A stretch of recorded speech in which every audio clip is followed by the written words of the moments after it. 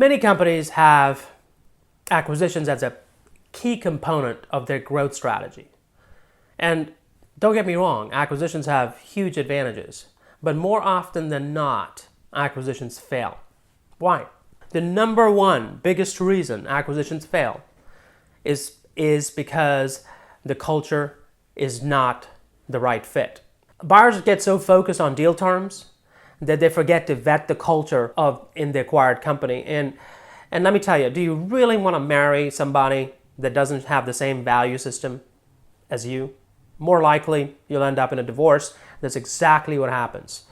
Number two, price and structure.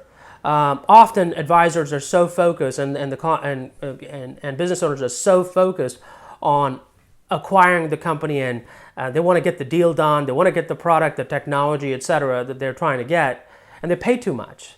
So they create terms that are not necessarily friendly to performance. They may be entirely too rigid. An example with this would be creating a earn-out based on future performance. However, the moment the acquired company got integrated into your company, the bureaucracies of your existing company keeps the acquired company performing on that earn-out, and that ends up hurting you.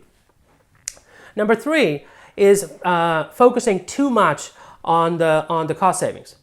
When obviously one of the key reasons to do an acquisition is to eliminate redundant expenses and get economies of scale and improve your return and so forth.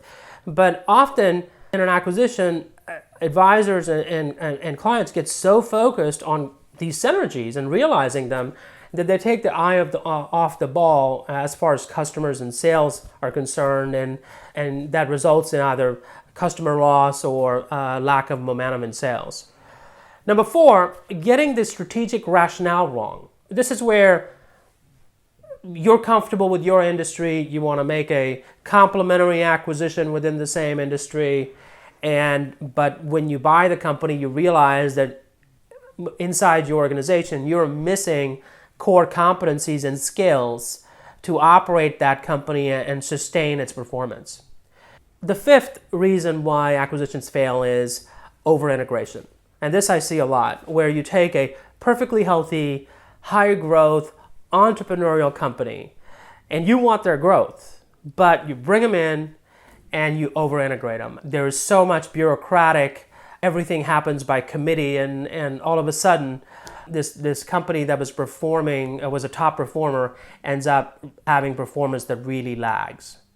So the first thing that we do is we spend a lot of time focusing in on our clients' growth strategy and their culture and their values to understand who they are and what they're really trying to achieve.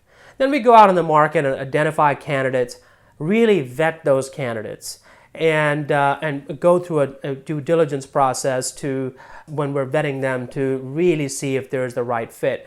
And then we, of course, to the extent that there is a fit, we provide you buy-side representation to support your acquisition strategy. Rare Brain Capital helps companies improve performance and sell for maximum value. How ready is your company to grow or to sell? Want to know how you're doing? Get your free score plus customized report in just a few minutes at no cost or obligation. Visit rarebrain.com/score.